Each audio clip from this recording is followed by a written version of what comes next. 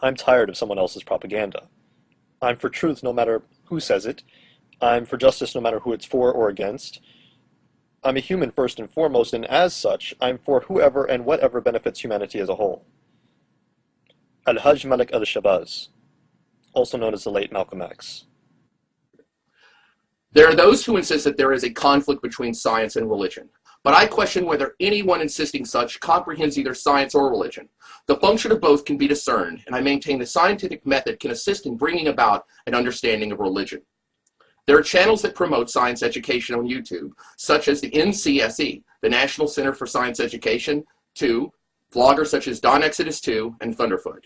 The latter began as activists to expose the dangers of creationism. As such, does in fact promote a conflict between science and religion. Don Exodus 2 started his YouTube channel in order to serve as a reference for those who sought to defend science and debate creationism. He saw so much misunderstanding and misinformation about scientific issues and sought to provide clarity and well-reasoned arguments against creationist rhetoric. Thunderfoot also started out as an activist vlogger, and shortly thereafter the focus of his channel shifted towards refuting creationist claims. He gained considerable popularity with his series, Why Do People Laugh at Creationists? Venom Fang X, a radical Christian creationist blogger, was Thunderfoot's most notable opponent. Venom Fang wrongfully filed DMCAs against Thunderfoot's videos, attempting to illegally censor and silence his arguments. Thunderfoot forced Venom Fang to make a public apology for his unethical actions. Thunderfoot's friend and attorney, DPR Jones, felt the need to play armchair psychologist, making a psychological assessment of Venom Fang. After Venom Fang X left YouTube, Thunderfoot and DPR Jones joined in with well-known anti-theist Fact versus Religion in a Skype call along with Venom Fang and his father, which resulted in publicly disgracing Sean. This came about after Joe No in 42 had the audacity to look into Venom Fang's grossly personal information and contact his father. Ray Comfort, a slimy used car salesman type who uses Christianity as a tool to exploit others, agreed to meet with Thunderfoot. And what required a strong, forceful Christopher Hitchens approach, Thunderfoot went soft against this absurd banana man. Because of the format, Thunderfoot's usual tactics were not possible in a live one-on-one debate. It is widely considered he failed miserably. Thunderfoot proved he could not answer actual arguments in debate as he relies heavily on character assassination, a tactic frequently used against his online opponents. Thunderfoot produced videos about Christianity in a short-lived series entitled The Bible for Beginners, and later even asked if God was a volcano. In these, he seems to have an utter lack of appreciation and understanding for myth. He abandoned his well-reasoned approach in his Why Do People Laugh at Creationist series. He launched into an arrogant commentary on a subject in which he had no expertise. Thunderfoot then reacted to the controversy over South Park being wrongfully censored and prevented from depicting the Prophet Muhammad. He utilized this issue of Draw Muhammad Day in order to promote his anti-Islamic agenda. Yet he and many of those he associates with could not distinguish between actual social criticism of a religious figure and depictions of racist, bigoted stereotypes. Thunderfoot spoke about awakening a sleeping giant, a line from a movie that is wrongfully attributed to the actual historical Admiral Yamamoto. Ali, a Muslim vlogger known as Dawa Films, made a reply to Thunderfoot, which was grossly misinterpreted. He did commit one cardinal sin, though, by playing into the various stereotypes that many make against Muslims with his poorly chosen words. Ali stated, "Send you to the God you wish you knew." This was a grave error on Ali's part, and Thunderfoot capitalized on this and made it out to be a death threat, once again playing the fear-mongering card to his sycophants. Despite Ali's clarifications, as well as those by Conference Report, Jasper Abbey, and Tooltime 901, amongst many others, who have already explained this in detail, what Ali said was not a death threat, something Thunderfoot is well aware of. He continues to make this baseless and false accusation. Together for Peace sums up this mess quite well. Is Dawa Films' assessment of what you were saying correct? Is his assessment that you want to use this force, like nuclear force, for the purposes of destroying people who don't think like you, destroying Muslims and non-Muslims? Is that what you were saying? If that's what you were saying, then indeed, I stand behind what Dawa Films has said. If you seek to destroy people just because they disagree with you, because they hold a different ideology, a different perspective on things than you, and you just want to destroy them just for the purposes of because they disagree, then certainly I have a problem with that too. However, I just didn't get that that was what your video was saying. So given that that's not, assuming I'm correct, that that's not what your video was saying, then why are you taking this clip from his video and sensationalizing it and making it sound like he's threatening you? Instead of just merely saying, you know what, Dawa Films, that's not what I was saying. So it makes me wonder. I'm like, okay, now I'm confused. Was Thunderfoot's video what seemed to be clear to me? Is that what he was really saying, or is it not clear? And Wadala Films is indeed sort of what Thunderfoot meant by it. But no, you don't do any of that. Instead, sensationalist mischaracterization of what Wadala Films says in the entirety of his video.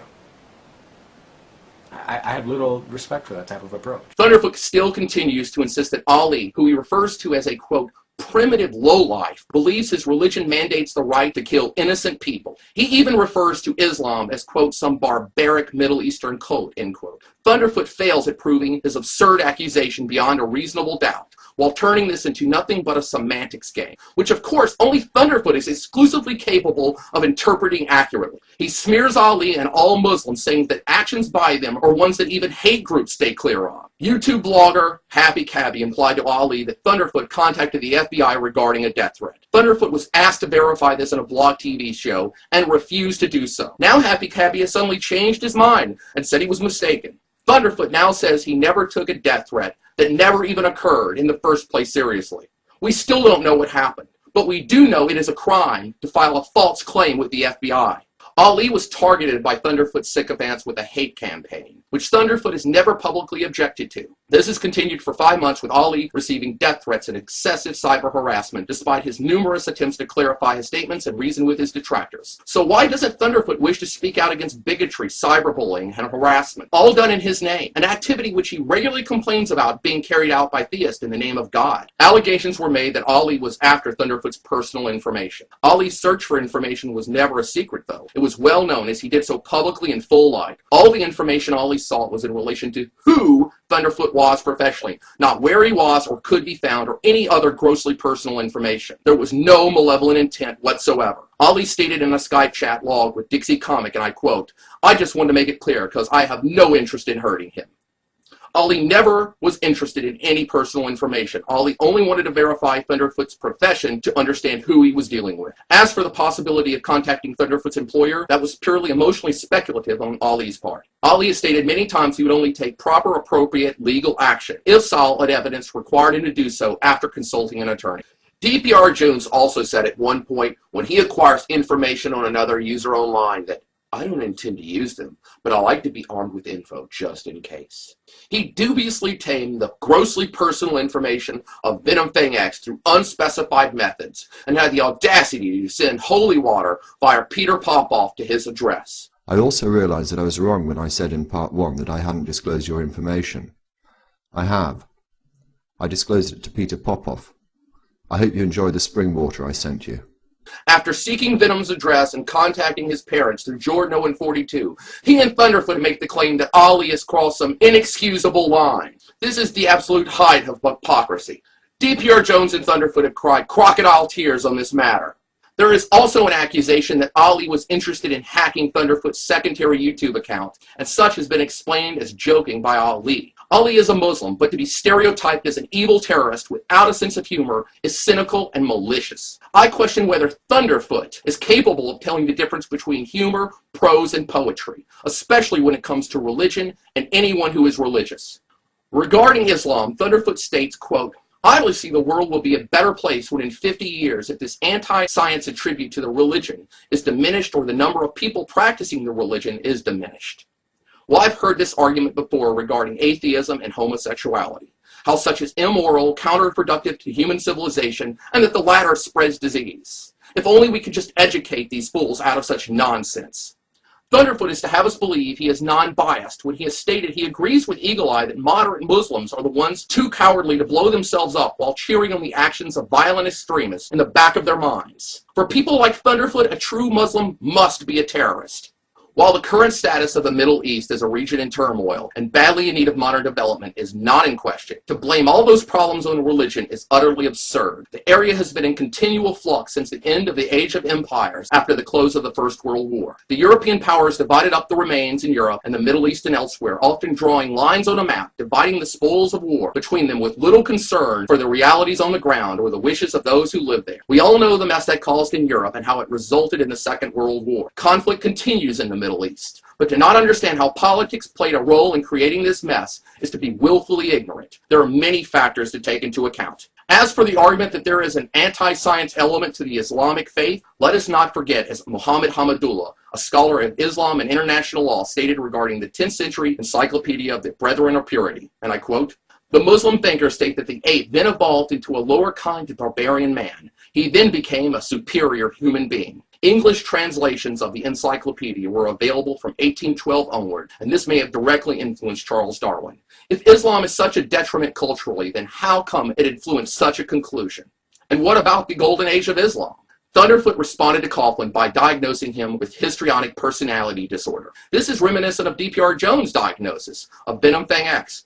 Thunderfoot, if an argument is made against him, concludes that the person making the argument must have some kind of mental illness. This is consistent with his history of character assassination. This was also used in Soviet Russia as a draconian manner of suppressing any and all critics. Thunderfoot, who so often accuses others of cowardice, continually behaves like a feckless thug when it comes to arguing and presenting his case here on YouTube. He has continuously ignored or refused to address well-reasoned criticism. When this has failed, he has resorted to the self-same tactics he has so utterly condemned creationists for using. When he has faced those with an actual understanding of the issues, he slithers away like the snake that he is. Though he attempted to respond to Deland and Cole, Thunderfoot showcased his failures to communicate, to comprehend another's point of view, and fairly respond to criticism. Alexander Hamilton wisely pointed out that I have thought it my duty to exhibit things as they are, not as they ought to be. Wasn't it the aim of the Thunderfoot channel to have science at its heart? Yet, now he pushes a conclusion and cherry-picks evidence to have such neatly fit together to reflect his own biased conclusions without citing evidence. Using your own videos to push an East versus West mentality that paints a black and white perspective while promoting stereotypes does not reflect utilization of the scientific method. The videos he has posted do not include proper citation of clips used or have a bibliography included. Isn't citation, clarifying, and posting disclaimers important from someone who brags about peer-reviewed journals and responsibility? Apparently not. Thunderfoot hosted a Blog TV broadcast on the channel Beauty in the Universe on September 13th, 2009. Aaron Raw and Don Exodus 2 co-hosted. The latter spoke at length about their objectives on YouTube. Thunderfoot boldly declared his online agenda that the only way to truly promote science is to relentlessly disparage individual theists by utterly humiliating them, just as he did with Venom Fang X, and holding them up as a burnt effigy against the religion itself. This point was agreed upon by all involved. It is appalling to suggest that this approach actually promotes science. This explains the long history of character assassination coming from Thunderfoot and all those who have joined his exclusive anti-theist clan. It's quite apparent for them in their minds that the ends justify the means. Don Exodus 2 verified this agenda. You should never debate a creationist, and I do believe that unless you know enough about them, because a lot of it is about presentation, and it's a lot about your style of argument, and it's about your ability to think on your feet. And I personally know that I'm very good at that, and I know that he is not so much. And having reality on my side isn't really a bad thing. So YouTube needed another, I don't want to say another villain, but it had gone stagnant. After Venom Fang X was, carried away to his padded room, and after Gear Up kind of disappeared, there was really no one in the community, kind of gone stagnant. Here we got a crazy person, and I saw an opportunity. It reminded me when Thunderfoot said about Venom Fang X, quote, "If you do go, I will miss you.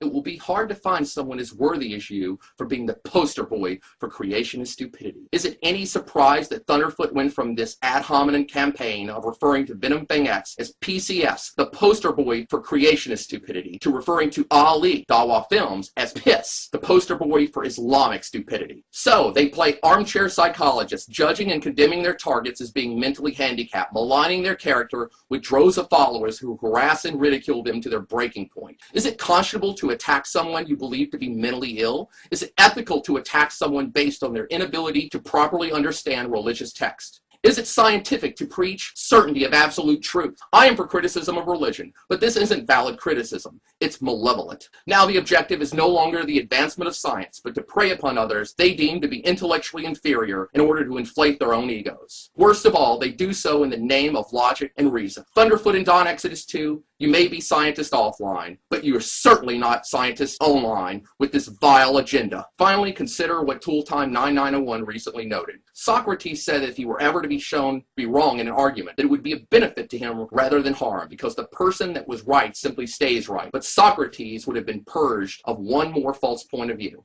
I am always baffled by people who zealously guard their opinions and defend them against all objections, even when they are wrong, just because they seem to value thinking they are right more than actually being right. I know where I stand on this. Do you?